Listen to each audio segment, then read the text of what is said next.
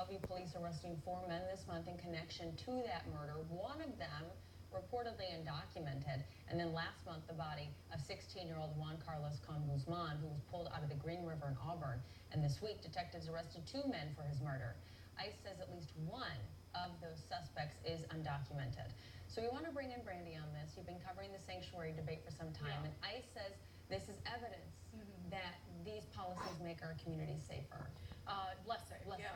And look, this has been going on for a long time. You know, we're county and state, in our state at least, they're not honoring these ICE detainer requests.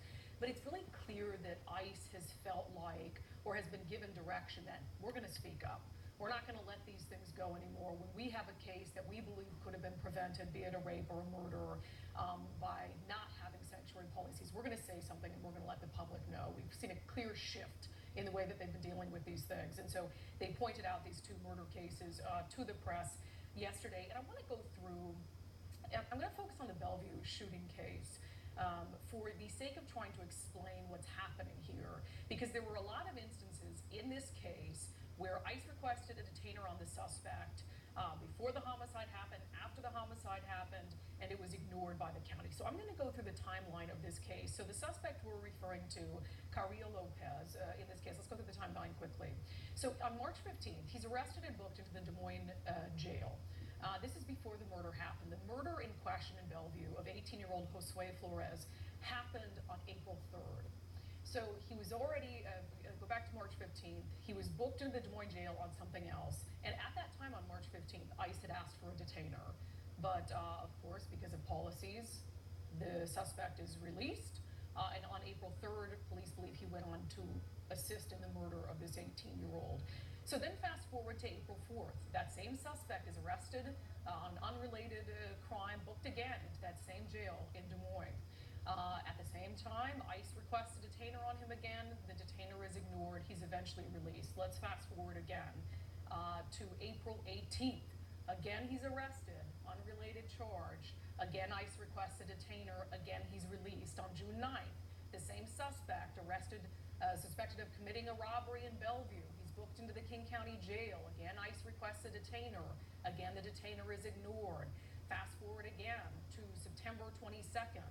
He's accused of committing a second robbery.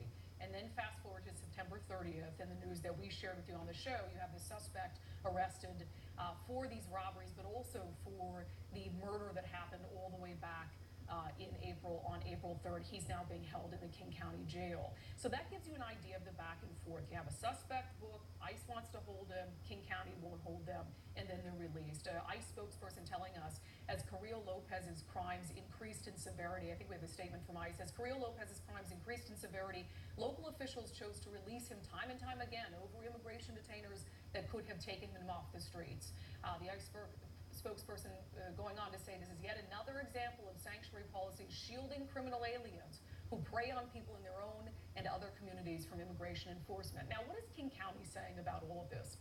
King County is saying this: look, you know we don't honor ICE detainers. That is a sanctuary policy. You should have instead brought us a warrant from a judge. King County Executive Dow Constantine, who believes that all of this is political, told us in a statement, ICE is now on a public relations offensive against jurisdictions that follow the rule of law, alerting the media to instances when agents send civil immigration detainers that are prohibited by county policy. He went on to say ICE is fully aware that if they present a valid criminal warrant issued by a U.S. District Court judge or magistrate, the county would comply.